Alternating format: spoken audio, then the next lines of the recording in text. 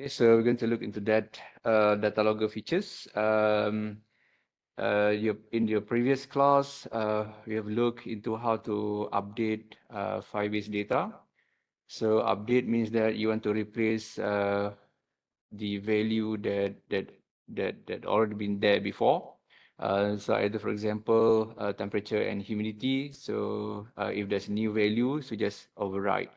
But that basically you lost your historical data. So you don't have your historical data and you can use the data for analytic purposes. And today we're going to look into how do we implement such feature called Datalogger.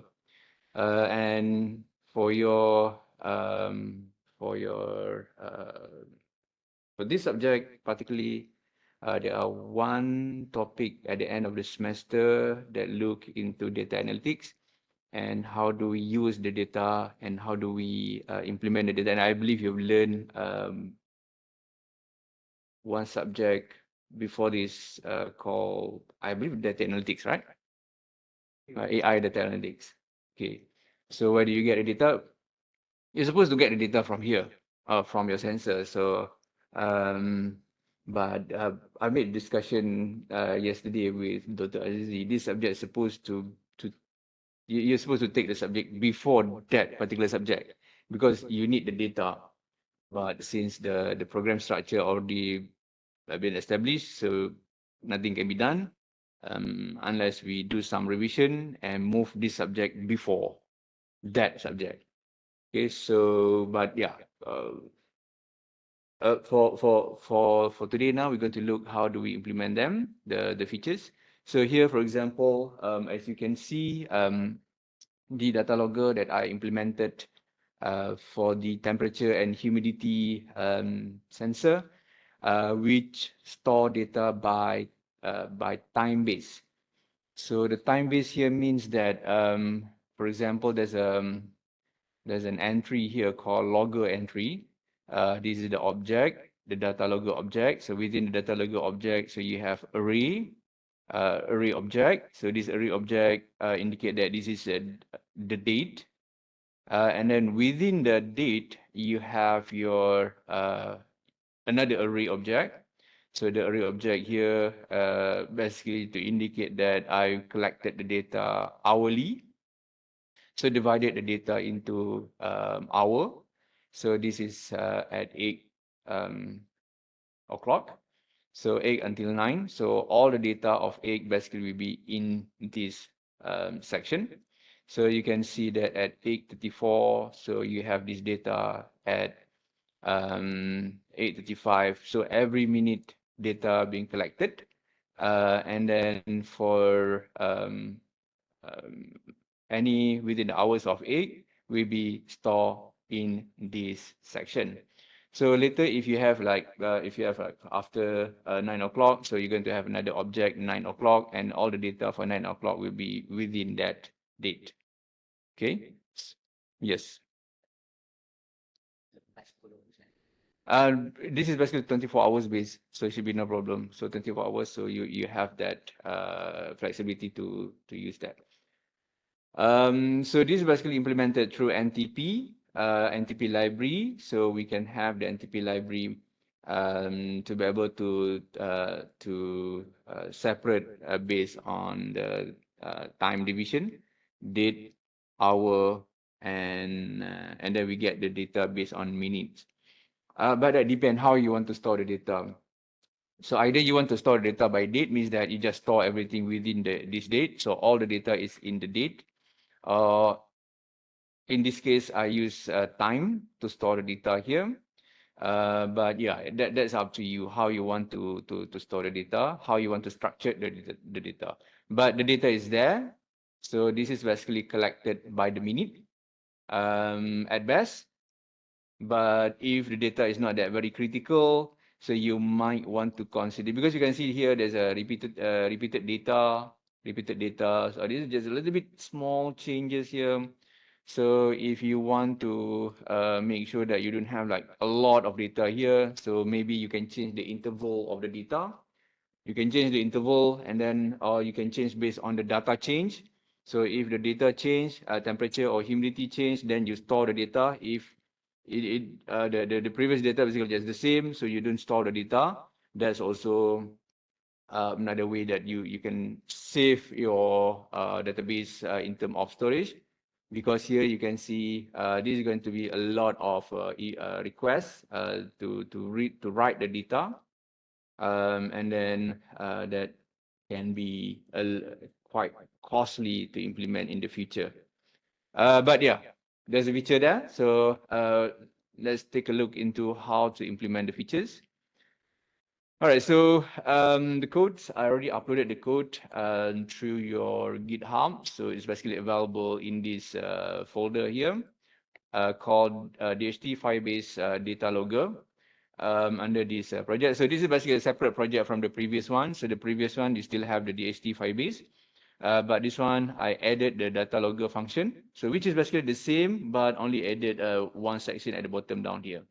So let's talk about the features, the method that I use here. I updated the NTP features, which is basically this time around, I I, I use this function to get date, to get time, and to get hour. Okay, so these are basically functions to retrieve all those information. The function to get date, this is just to get date in the following format. So the date, if you look at here, the date is in this format. This is the date. Okay, 9-5-2024.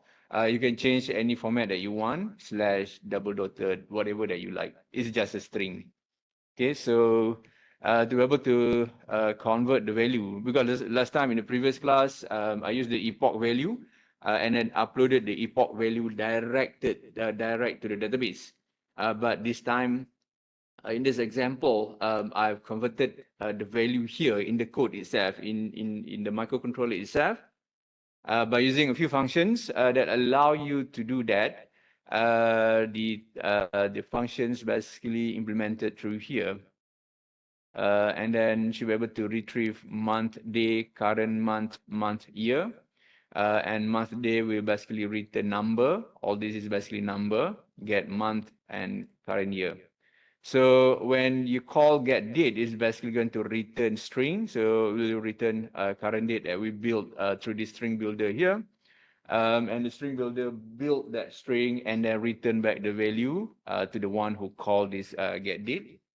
And that's basically available at once we verify that Firebase is working within the counter here. And then we get the DHT, we get all the value from each of the functions, date stamp, time stamp, and hour stamp. So get date function basically just to get date, get time just to get time, and get hour just to get hour. Okay, so this is going to be used for our JSON data. It's going to be built JSON data request to Firebase.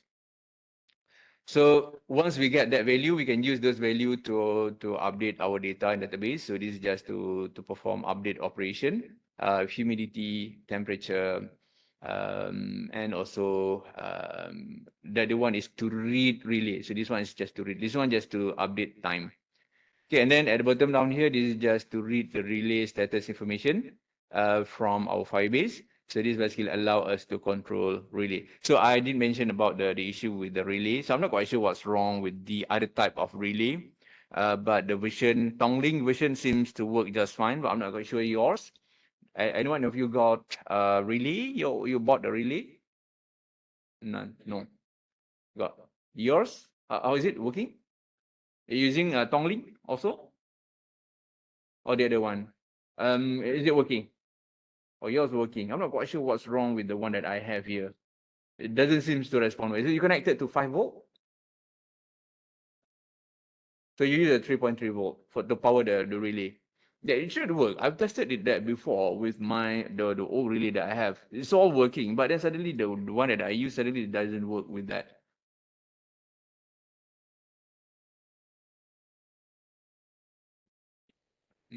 So so means that is working.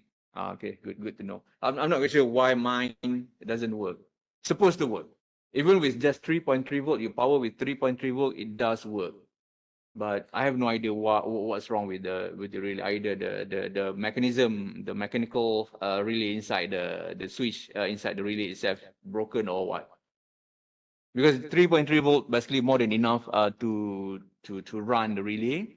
I've tested that many times before, but this time around no luck. It doesn't seem to work. Only with Tongling version it does work. Okay, not sure. So that's what happened in development. Okay, so this section basically for relay. So I hope you can read the code. So relay basically just to read the relay status. You can use 1 or 0. Here I use string. Might be a little bit expensive in terms of the memory usage. So you can go with 1 or 0 or true or false. Okay, Boolean value. Much cheaper in terms of programming. Okay, now this is basically the part for Datalogger. This is the section for Datalogger. So not that much actually. This is the section. For the Datalogger, what I have here is that, put it outside or inside right here. So this is the section, this part here. So for the Datalogger purposes, we need to build first the JSON request string. So the JSON request string, let me just put it down a bit down here. We built a string temperature, humidity, timestamp. So we need all these three information to store the data. And then we use one JSON object. Okay, so we need to define first the JSON object up here. The JSON, this one. Okay, call Firebase JSON and with the JSON object. So once you have that JSON object, so we can set the JSON object and then sort of we combine or we build that string JSON. We combine with temp path and the value, humidity path with the value, and then here I added count. Count here means that I don't log all the time, because the one that we run at the top, that's basically we'll read all the time. Every time the program run, we'll read. But here I use another integer counter. Every 10 time of loop, then write the data. 10 loop. Okay, 10 loop. So 10 loop is about 1 minute. So if you want to increase the counter value, you can increase the counter value here. So if you want to count it like 5 minutes, so you time 10. So it basically will increase that. Will increase the what do you call it, the time it basically log into the database. Okay, try to reduce that. You don't want to overwhelm your database with too many data. But if that's what you're looking for, if you want to have like a real-time data every time that things changes or value changes in the database, in the system, in the sensor, you want to store that, because that value basically you can use that in your analytics. Go ahead, do it. Okay, but here I just want to store for every minute so that I don't overwhelm database with too many data. We can increase this. So you can increase it to 100, to 1,000. That depend on the how long that you want to store the data. Okay. And then we use one of the Firebase features called set JSON, which allow you to automatically use or build that JSON data into database Firebase. So the data basically stored in the folder in the object 101 in logger object with the date stamp. So we don't change the date stamp all the time. It's only based on 24 hours. And then we use hour stamp. So hour stamp only like 1, 2, 3, 4, 5, 6 until you reach 24. And then within the hour stamp, we want to use timestamp as our data, okay, where we want to store all the data finally. And the .json here, this is basically the object you want to store. Even I don't have to store the time path here. There's no need for me to store the time path, okay. But if you want to use time path, it means that you can just remove this and store within the hour. Okay, within the hour. But if you don't want to store within the hour, you want to store within the date stamp, You can. Okay, you just remove all this and then you store everything under date stamp. So this is the path where you want to store the data. So if you don't want, you want a much simpler data array, you can just dump everything under date stamp. Okay, dump everything under stamp. So you just remove all this, but you have to make sure that you added timestamp into your JSON data so that the JSON object knows that there's a changes in the data, and then it will change that data. It will insert the data into the database. If there's no changes, means that you cannot update the database because Firebase will assume no changes. Okay, so this is basically where you build your path, and this is your final data. Okay, your path and final data. This is all just print out. So that's why when you can see here from our Firebase project, so it started to grow a lot, and then it based on, you can see like it's added another 1 or 2 minutes. Okay, so based on that. You can see the data in the structure. So now it's already 9 o'clock. It's already 9 o'clock on the server. I believe the server itself, this is oh sorry, 8, oh still 8, sorry. So today is 8, right? So today is 8, and then this is the data for today. No, this is 9/5. Today is 9, right? 9, yeah. So it is 9/5, and then you have the data here. Do have data on 7. I didn't delete this data. This is the old data that I have yesterday, last 2 days. Right, so now you have the data in this format. But if you don't like to have in this format, you want to dump everything underneath here, so just remove the time here. This is the time. So dump everything under this, but you have to add that additional layer inside here. Okay, so it's up to you, the way that you want to structure your data. All right, so it's very simple, very short actually. And actually, you can just remove all this serial print. This is just a printing value. Okay, there's no need for that actually. But that's just allow you to see what's going on through your serial monitor, allow you to debug properly. You know that what's going on with your input, with your data. Okay, so that's basically the part with Datalogger, and now you can use this Datalogger to do some analytics, to create graph based on the information that you retrieve from your sensor, real data from sensor. What can you do with this sensor data? Anyone? Do you have any ideas?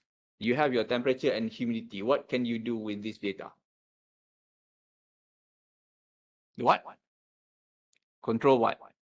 No, means the data itself, the data logger. I know that you can use that to control all this. The data itself. So if you have like a bunch of data, like for a week, for a month, the data itself, what can you do with the data? What kind of analytics that you can do with the data? Rated in terms of what?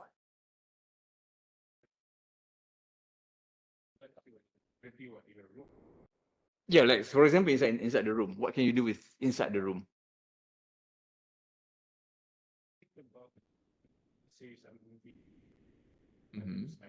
Suddenly spike inside the room. Something hazard. Okay. Okay, you can do some predictive analytics with that. But in that case, anything like the temperature just spike, you can automatically trigger with the if statement. Just as simple as that. What else you can do? What kind of prediction that you can have inside a room?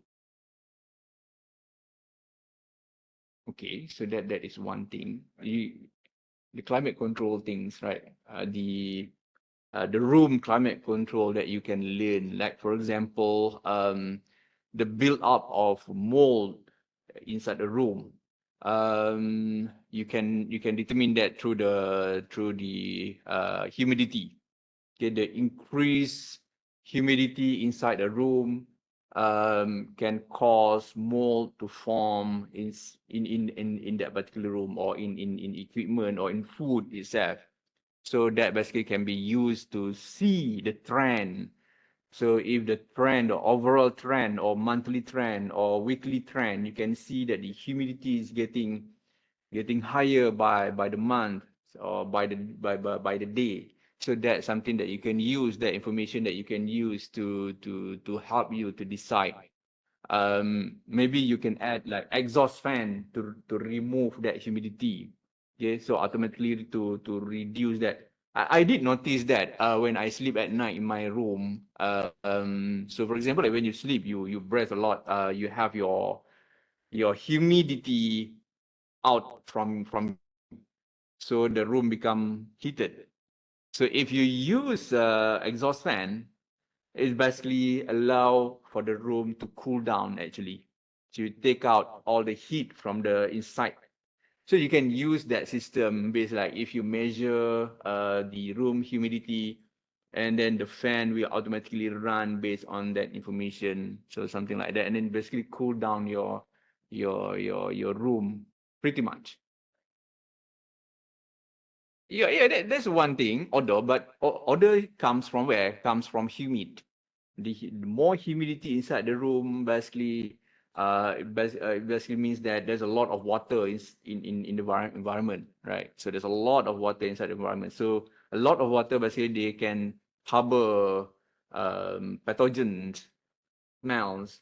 Okay, so if you take it out, take out the humid, means that you take out all the potential harboring of that smell. Okay, so yeah, that's one thing that you can do. Okay, so you have to determine what can you do with the data. Okay, definitely analytics can help, but analytics only provide you can extract trend. You can extract um, the high or low. So you can use that information to help you to decide what can you do with that situation. Okay. All right. So more data, much better in terms of analytics. And for AI, you need more data. The more data, better result yield from your from your AI analytics. Okay. So now it's already 9 o'clock. Now you can see that new folder, they call it folder, available here. So at 9:08 here. So 8 o'clock, 9 o'clock. So all the data will be in this particular section. Okay. So that's much easier for you to extract the data. All right. Okay. Any question on this? Very simple implementation. Actually quite straightforward. Anything from this? Should be very simple, straightforward. Huh? Very straightforward. If you can read the codes here properly. You can actually remove all the serial.print line. There's no need for that, and the code will become shorter. And even if you don't want to use the if statement, you can just execute this directly without the if statement. Okay, because once you connect it to Firebase, the assumption is that it's always you can run that instruction. Okay, there's no need for the if. The if statement just to check if the operation is successful or not. But if you want to make it shorter, just like a few lines of code, yeah, go ahead, just remove them, and then directly use them in your project.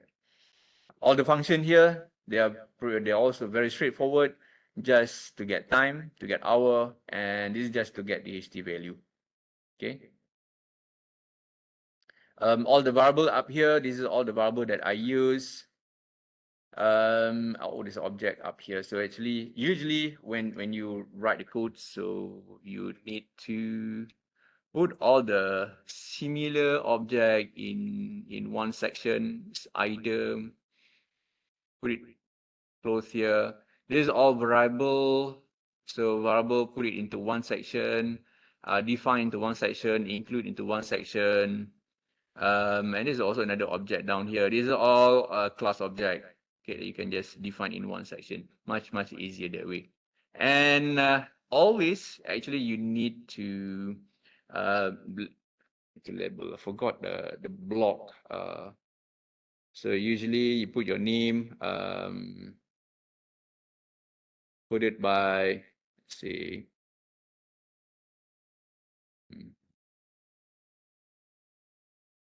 and then time, date. So you need to put that date. Like say today is 9/5/2024. Description. Okay. So you need to put this Firebase DHT Firebase with Datalogger, right? So at most, okay. So that later on along the road, if you want to revisit the project, you know what the project is all about. Okay, you know the project. What are they? I've encountered this so many times. I forgot what the project is all about, and then I have to read back the code. Okay, so this project is about this, it's about that, it's doing this, it's doing that. Okay, so make sure that every time you write a project, so make sure that at least you put some project description at the top of your file. Okay, so that you know what is that. Okay. All right.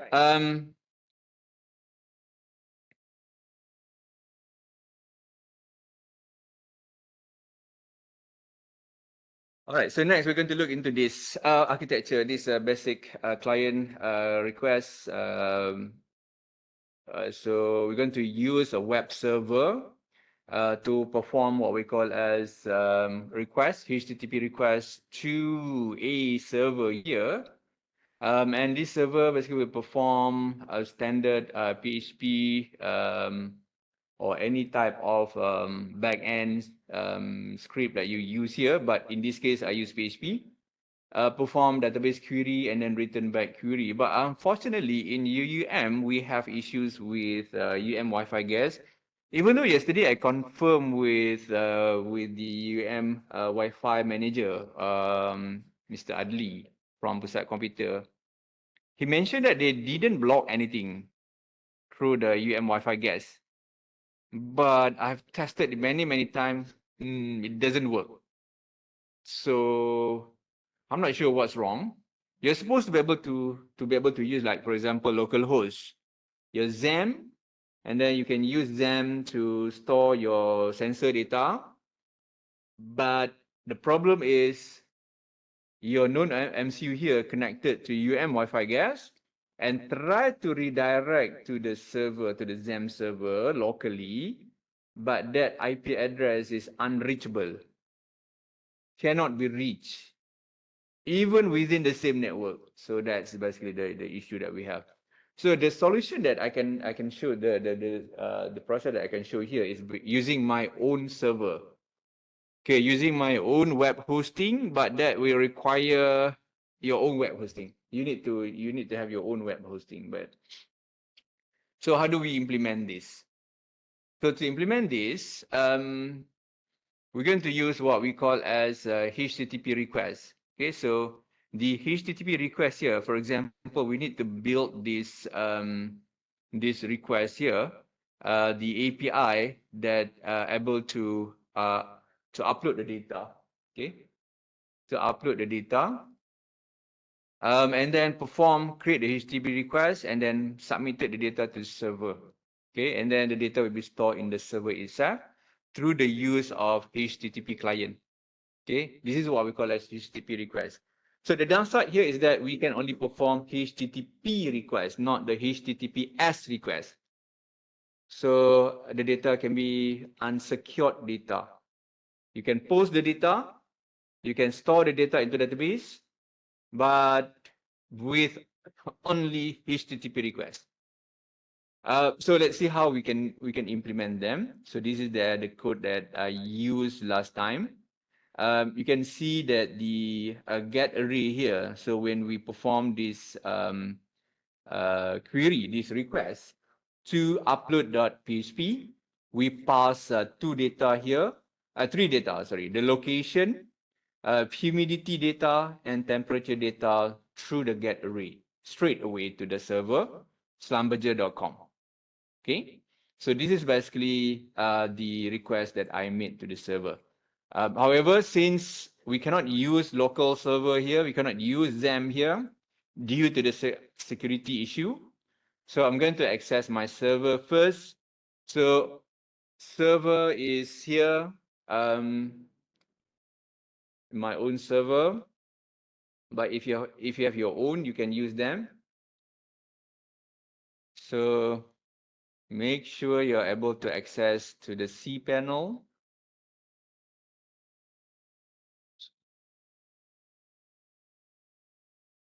And this is the cPanel for my server, slumberjay.com. All right, so here you need to get yourself familiar with how to manage a server, how to manage web hosting. So inside web hosting, the way that you manage for the application, there are two important sections here. One is the file manager, the other one is the database. Okay, so you need to create database for your application, and you need to create your application directory so that your application directory, you can host your backend script there.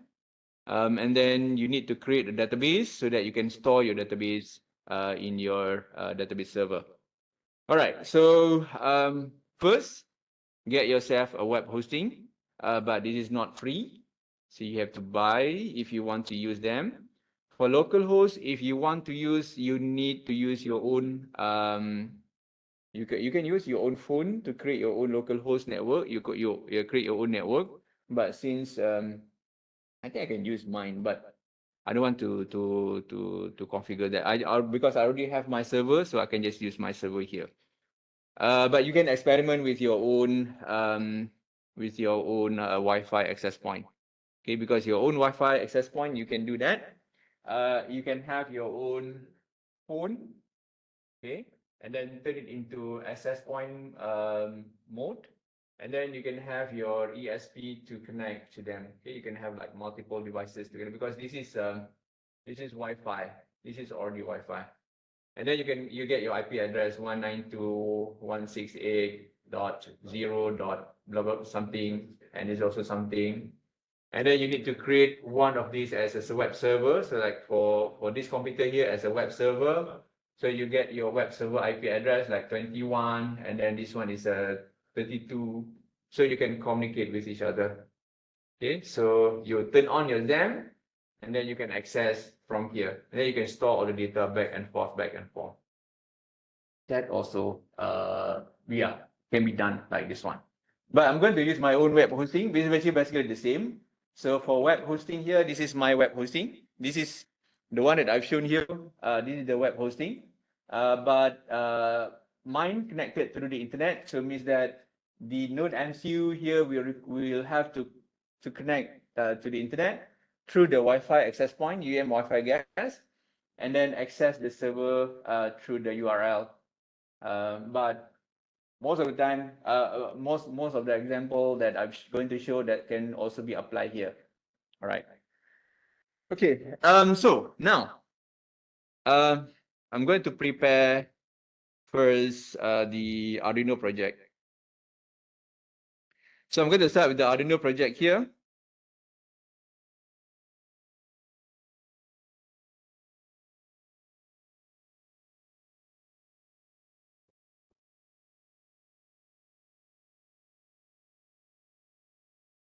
Okay, so I'm going to have the same library used, but only is that I don't use Firebase, so I'm going to remove Firebase. I'm going to remove database helper, but I'm going to use NTP and Wi-Fi UDP. So only 4 library used in this project. Because there's no Firebase, there's no requirement for Firebase, so just remove them. Still the same, I'm going to use D4. All right, so define D4 for the DHT. Sign up, okay, there's no need for this. I need Wi-Fi gas variable, so I'm going to take them, put it there. Humidity and temperature variable, yes, take that. Relay status, timestamp, hour stamp, yes, I'm going to take that. No need for this, but I need count, take that. DHT object, yes, please, take that. Wi-Fi UDP, yes. NTP client, yes, take that. Okay. Only is that if you use localhost, you're going to have to, you're not going to be able to use NTP if you're not connected to internet. You have to make sure that network connected to internet. If your network is not like the one that I have now, my U mobile, I don't have any connection inside this building. So no Wi-Fi, no data here. I can only connect to UM Wi-Fi gas, but that's it. Okay. But you have to make sure that you are connected to internet, and then you share your network. You share your network through access point, right? So just be careful on that. Okay, so now within the setup, I'm going to need serial begin, delay, Wi-Fi begin, pin mode, delay, Wi-Fi status. Take that, put it into your setup. Okay. Wi-Fi connected if you want to do that, and then time begin, yes. Take that, put it into your setup mode. Firebase, no need for Firebase. I don't want Firebase. All right, no need for Firebase. Everything, no. All right. Okay, so we have done with the setup. Any question on this? Okay, so because we already have the project, we just want to change to a different method, so we just put it here into another project. All right, so within loop,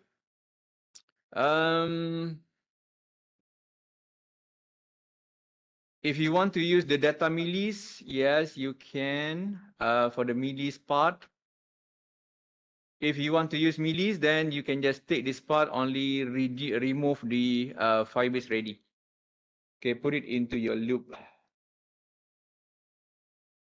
All right, so remove the Firebase, no need to use Firebase, and also sign up, just millisecond. Okay, so millisecond, I can just remove that and remove this, but make sure you have, you import your millis. I'm going to go back here and check previous millis. I do have that, right? No, I don't have unsigned, so I'm going to need this. This is for timer, for timing, okay? The send data millis. This is for timing, okay? You can use delay, but delay, the problem with delay is that it basically block your processor. It shut down your processor. Not shut down, they put halt on your processor, okay? But if you use send data millis, it basically just, the process still keep counting, doing its stuff. It's not idle. So it's keep working.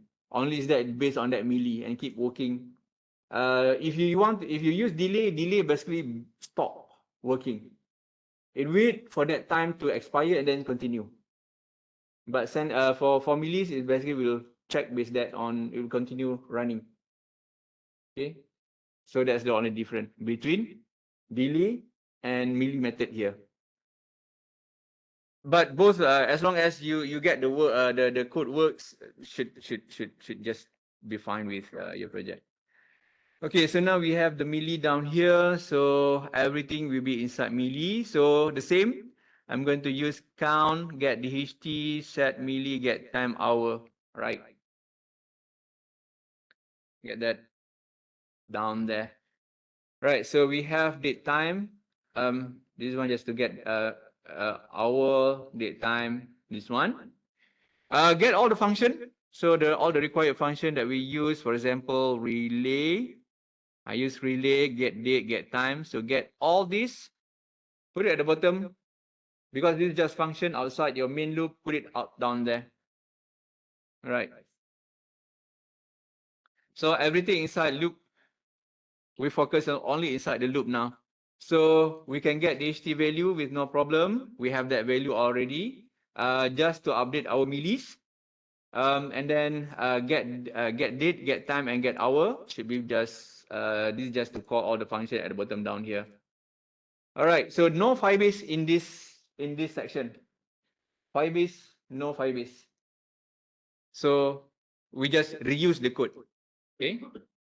All right. Now we can work out with our HTTP request. Okay, seems about right. So I can just close this one. Nothing else, right? time path. So might need to get this time path later. No need for that. Data logger, we have all the information that we need. We can have our DHT. We can have our all the value, and so we can just close this now. Okay, so I'm going to save this into a project called DHT HTTP request. Okay, so that you know what this is all about. All right, so just to make sure everything is okay, we try to test compile first to verify the code only. But we don't have the HTTP request yet. We don't have that section yet. Right. Just to make sure that all the import variable and everything, yeah, everything is okay. You can see that. First time it works.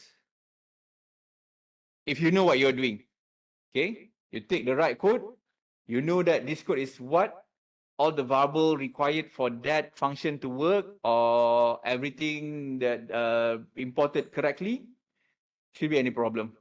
But now we need to work with our HTTP request. We have our DHT, so we have our date, time, and hour.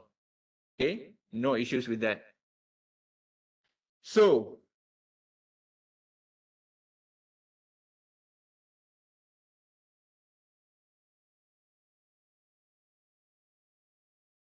I'm not quite sure the latest library for this. So I'm going to look into example, the latest example that we can use. Okay, we need Arduino JSON. One HTTP request. All right, down here. All right, so this is basically what I'm looking for. The HTTP request method, which is get and post array. You guys familiar with get and post array, right? So you understand the difference between get and post. So most probably we're going to end up with only get array. But if there's an example for post just a little bit secured because it basically wrap the data inside post body.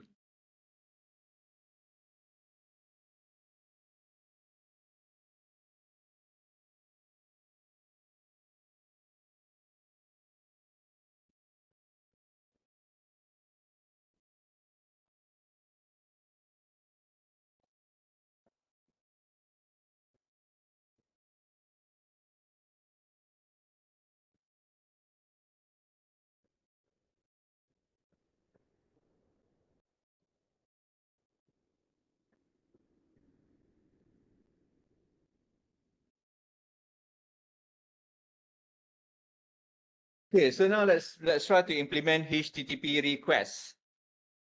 Okay, so we're going to implement HTTP requests for our node MCU here, for our ESP here. So we want to store the data into our database, into typical HTTP server. All right, so the first thing that we need, based on this example here, we need these two additional library called ESP8266 HTTP client.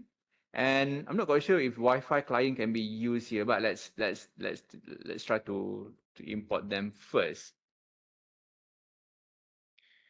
Okay, so we have the Wi-Fi client, and let's try if the Wi-Fi client is working or not. Try to verify first. If the version that I use might need to be updated, so I have to update to the latest version. Seems to be okay. All right, so it means that the library is working. So there's no issue with my library that I want to use here. But if you don't have the library, make sure that you import all the required library first. So it's going to show any of the error down here. Okay, so we need to define our server where we want to store the data.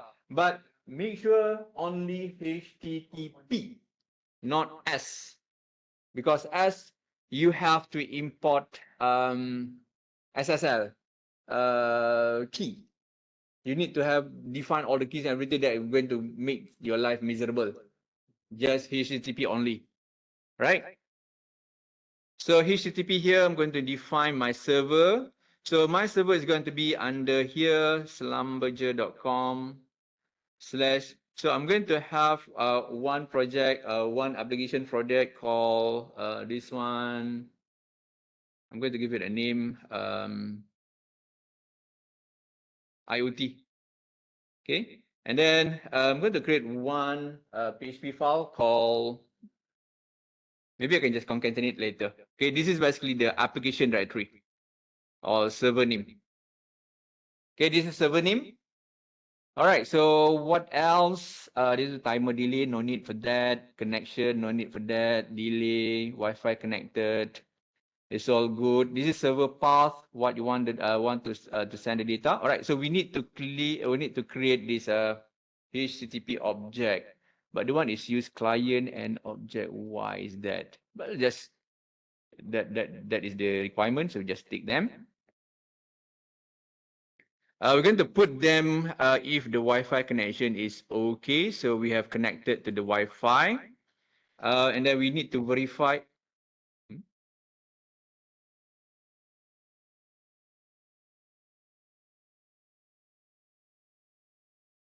Here. Hold on. Here. So this is just to check if your Wi-Fi is connected. So you can put it always inside your loop. So I'm going to put it down here. So this is just to check if Wi-Fi is status connected. Okay. So within your loop, if you want to check if you're connected to Wi-Fi or not, so always put it into, you can put it into your loop section here. Okay. Check Wi-Fi connection status. And then we create two objects. Why they put it inside this object all the time? Because this is quite heavy. If you use it inside if connected, you will always create that object all the time. Wi-Fi client, Wi-Fi HTTP client.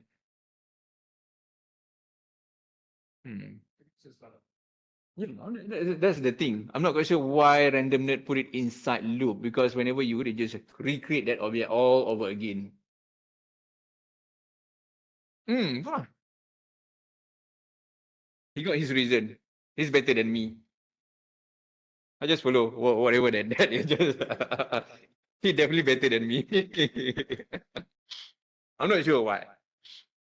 But logically, you can just define the object and reuse them many times already. But he put it inside there. Hey, he's the better man than me. So use him. Just use it. All right. All right, so server name. So I have my server name up here. So slash, and then I'm going to use the file name here because I'm using HTTP. I can use route, but just make it simple. Let's say dht.php pass. We pass the temperature data. So the temperature data we can use the value. Our temperature here is hum temp. So hum temp. So the temperature is temp plus hum equal plus hum, right? Plus hum. Okay. So this is our what do you put server path? Just request HTTP request string. Okay, just put that. All right, so now we can just begin the transaction request, but with client and server path, not server path, but the HTTP request to string, C to string. And then initiate the response. Initiate response get array, and then check the response status and end free the resource. All right, so this is, let's check them if the code is okay or not. If it's okay. But I need to add delay on that. I didn't updated my millis. Seems to be okay, seems about right. count plus plus. So might need to, this one is every 5 seconds. I'm going to upload the data. So let's try to increase that a little bit, because you have to understand HTTP request is an expensive request. Expensive. Okay, expensive means that whenever you perform that request, the HTTP request, there's a back and forth communication between client and server to confirm the data, to perform the handshake, data transaction, to confirm that the value or the packet successfully arrived at the server, and there's a back confirmation. There's a 4 times communication for every single request. So expensive communication, 4 times. UDP communication, only 1 time. They don't care about the data. There's no validity, there's no verification of the data, if the data successfully arrived or not, the value of data is correct or not. The UDP just throw a rock, don't care what happened to the rock. For HTTP request, for CTCP request, when someone hit you with the rock, you will confirm, did you get hit or not? If you don't get hit, I will throw again. So that what happened in this type of communication, which is expensive communication. Okay, UDP, people throw, don't care. Okay, so that's what happened here. All right, so every 5 seconds, so might need to increase this to 10 seconds, which is 10,000 repetition. Send data previous is not equal, or is equal, all right. If this is the first time, it will run this. If this is not the first time, it will run this one. So this is just for all statement. This is all, right? Okay, so now we need our server. We don't have a server yet, so we need to prepare ourselves. Any question on this part? HTTP request?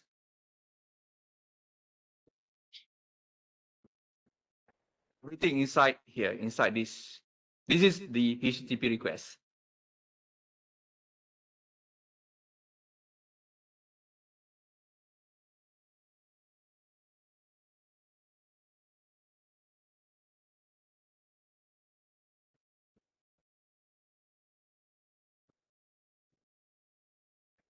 Question on this part? No? Clear on this? Right? Okay, so now we need to work our database. So the database here, I'm going to check if I do have the database already, or I already deleted all the previous example.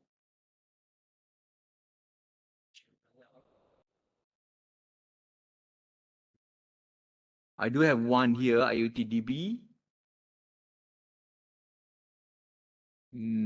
I do have table DHT here.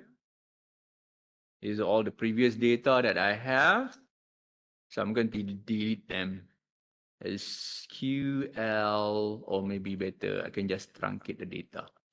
Delete this, and delete this. We selected empty. Yes, clear all the data.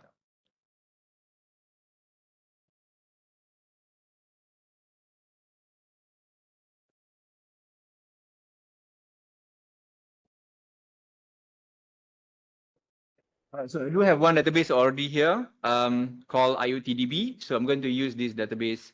Well, it's not yet triggering the instruction. It's supposed to be empty already, or maybe too many data already inside here. It takes time to clear the data. Yeah, clear already. Table relay, none. Table beats, none. Right. Okay, so this is just a typical database design. Very simple database design. You have your table here, and then you have your data inside here. And even I'm quite lazy, I just use bacha or bacha, and date time here is automatically defined. Okay, so I have integer here, ID here, this is auto ID. So there's only data that I need to insert is this data, temperature and humidity. Okay, right. I hope you're familiar with PHP right? So you can just create your data, create a database, create your user and everything. Okay, so once you have that, I have to make sure also my database user because for localhost, you don't have to worry about database user because your database user is root and your password is nothing. Your database is localhost. That's it. Okay, but here you have to worry about that. You have to know who's your database user. I might need to check if I do have that already.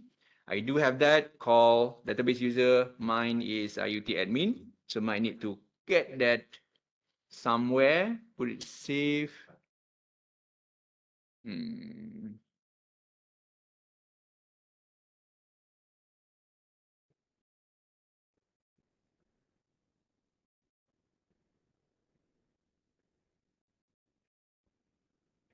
Right. So this is a user.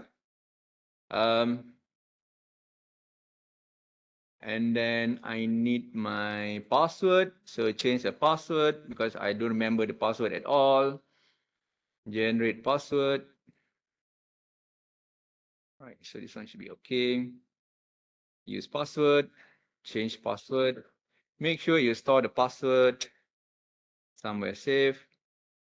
And then also make sure that the database for IoT DB properly set. No, not that one. This one. The user for the database correctly defined. IoT admin.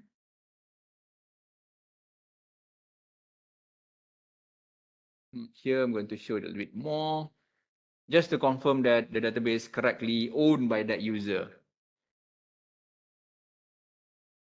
Oh yeah. So this is the user. This is the database name. This is the user. So user IoT admin, the database name is this. DB name is this. All right. Very, very important information. Okay. Very important information. Server is always localhost, so don't worry about that. So these are the credentials that you need to make sure when you use web hosting. That is the information that you need. If you don't, you might need to create yourself. You might need to create all the information here through the menu here. XAMPP, easy, create database, you're done. Okay, but with web hosting, you need to do a little bit of database management here through the use of you can use this wizard here, MySQL database wizard, but make sure you save all the data first. Okay, don't or else you might need to reset your data. Okay, so once you have that, so it means that you can build your server directory. So let me just go to the server directory. So this is my server directory. Quite a lot already. I already do some cleanup. Even with that, so many things already in there. Okay, so as I mentioned before, the database is going to be under folder IoT. So I have to create one folder IoT inside here. Do I have anything that I have already IoT training down here? Because I don't want to create too many folders inside my server already. Just already crowded. So I'm going to use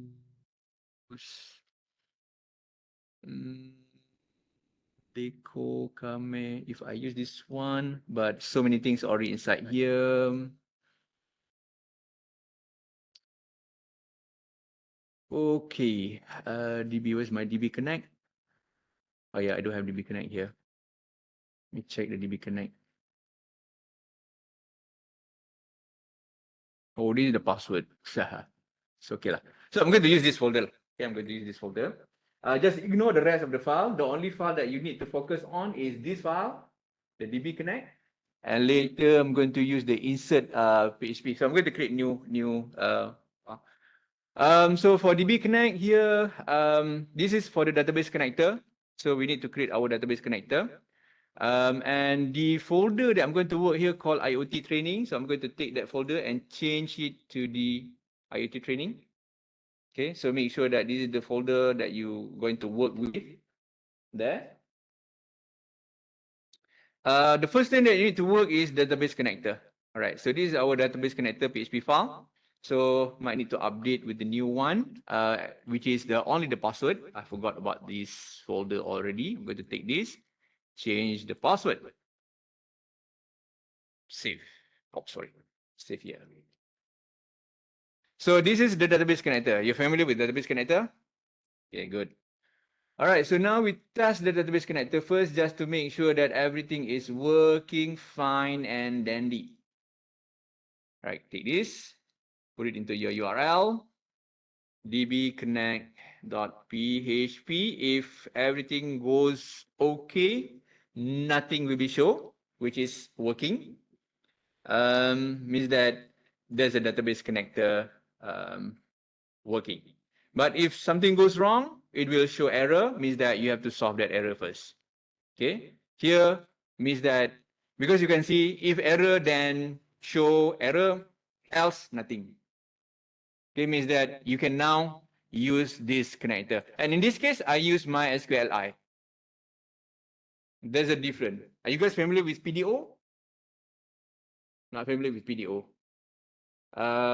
MySQLi is MySQLi. MySQLi, there are two flavors. There are procedural and there's an object-oriented. For PDO, it's only object-oriented. For PDO, if you use MySQL with PDO, means that you allow for your application to work on different SQL database. PDO allow you to do that, but MySQLi only allow you to connect to MySQL database. If you want to work with Microsoft SQL, you can use PDO because PDO allow you to do that. You don't have to change any object or whatnot. But here, you can only work with MySQLi database. Okay, that's the only difference. PDO allow you to connect to all SQL database, all type database. SQL is not only MySQL, SQL, Microsoft SQL, PostgreSQL, there's a Jaguar SQL, so many type database that work with SQL language query. Okay, MySQL just one of the most popular. But if you want to work with Microsoft SQL, you can choose to work with PDO. Okay. So now we confirm that our database is connected, can be used. The connector object is working. Now close that. We only do that once. And now I'm going to work with the request. So my request here called dht.php. So dht.php, do I have inside here dht.php? No, I don't. Okay. All right, so I'm going to create no dht.php, right? dht.php. No, just load it. So I'm going to create a new file inside here called dht.php. All right, so create a file. So dht.php, this is basically the one that will receive the data. Okay, so the one that will receive the data. I'm going to use one example I already have here. This is basically just the same code. Okay, so one, you need to include database connector. So define as a PHP block, import DHP connector, which is our DB connect. Okay. Number two, if you want to do like validation, verification, you can do that. Okay. But this one is update. I just want to insert. This one should be insert, but I just use update. Where's the insert? Get them load, update, check relay, check, DHT get them in what is inside index. Nothing. Load DHP, load, login, read servo, register, update, relay, update servo. I just insert, no problem. No problem. Okay. So next we get both value. There are two values that we want to load. So we use our get array here. But the value that we pass here is temp and whom. Okay, so temp and whom. So means that temp and whom, because this is get array. So this is variable temp and whom. Right. So we have this. We want to insert data. Insert data easy, just go to SQL, go to insert. ID is auto ID, no need for this. Date post also auto date, so remove that. And there's only two values that you want to insert, just remove the other two. Take all, put it inside here, not here, this one. So build your SQL insert DHT equal this, and then change the value 1 for temperature, get the temperature. And the second one is humidity, put it humidity. Right, so that's one. And then you want to insert, just use connection query execute. But the one I use here is, let's try that. Because the one that I use is MySQLi, but there's an object for me. Just give it a try. Just execute the object. This one will just echo success or fail. Even to echo JSON or whatever status should be fine. All right. So we have this instruction now. So let's try to give the code a test run. Okay, so a test run means that we just want to provide DHT, humidity, and humidity. So we just want to provide all the value. Okay, so DHT temperature is equal temperature.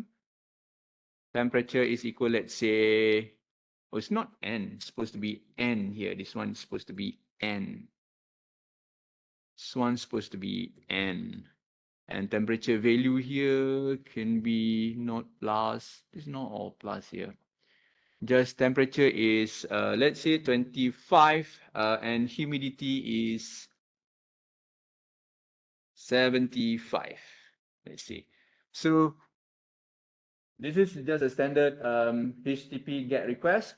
So we pass two value, temp and hum, to the ht.php. So we'll see if we manage to get our PHP to work with this data. All right, so I'm going to enter here, give out success. Let's check our database, check this table txt. There you go, you have the data. ID 1, temperature 25, humidity 75, and date post is auto date, current insert data. Okay, very easy to do. And even you, if you have this, you just take the code here and then you even yourself, because this one can run everywhere. Okay, it can run even if you are in Japan. As long as you're connected to internet, you can get it to run, insert the data already. But I didn't put any authentication and whatsoever here. So just be careful with that. So now you confirm that the data is okay. Now we'll see that if we can use this now to store the data and run the HTTP request. Right, so let's upload that the code.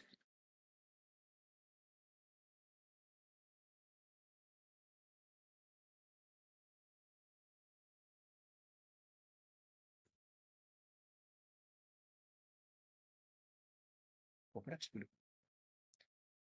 Continue. Okay, so let's see if we manage to get it to work with HTTP requests.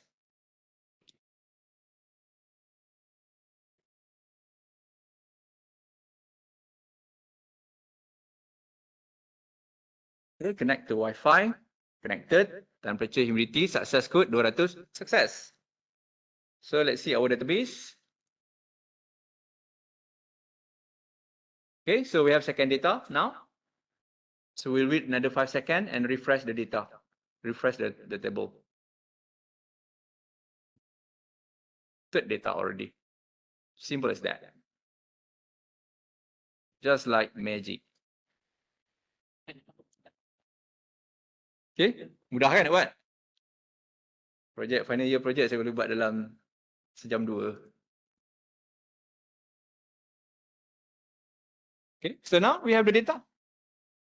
Okay, we have the data already. So, and then you can use this to build whatever that you want, because this is already PHP.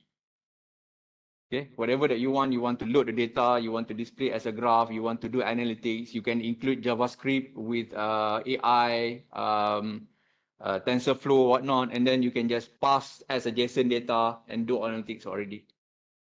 Done. You can build your HTTP file here, because this is a server.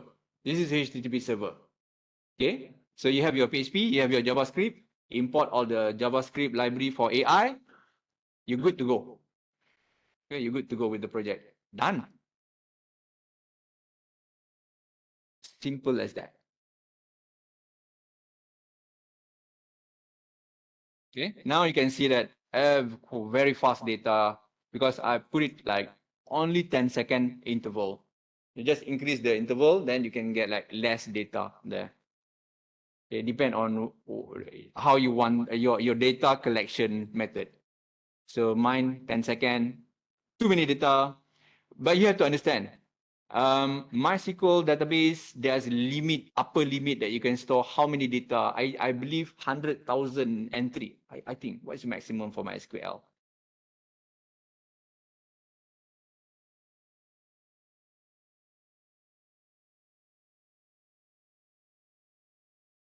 $65,000 maximum row, 65,000 bytes.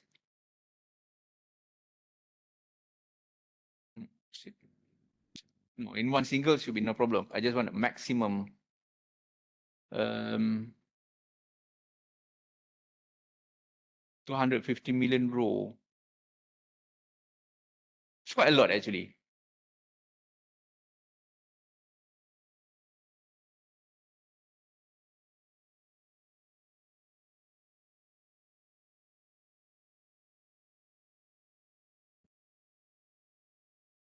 Per table, because it has a hard limit.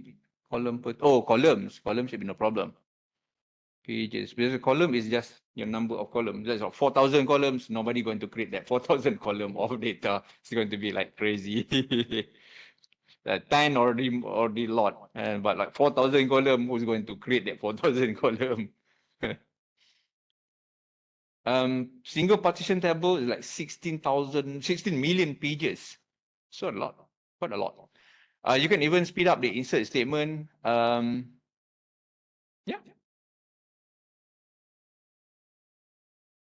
easy.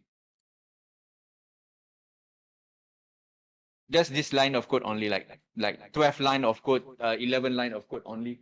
You are able to insert data into database. Okay, any question on this?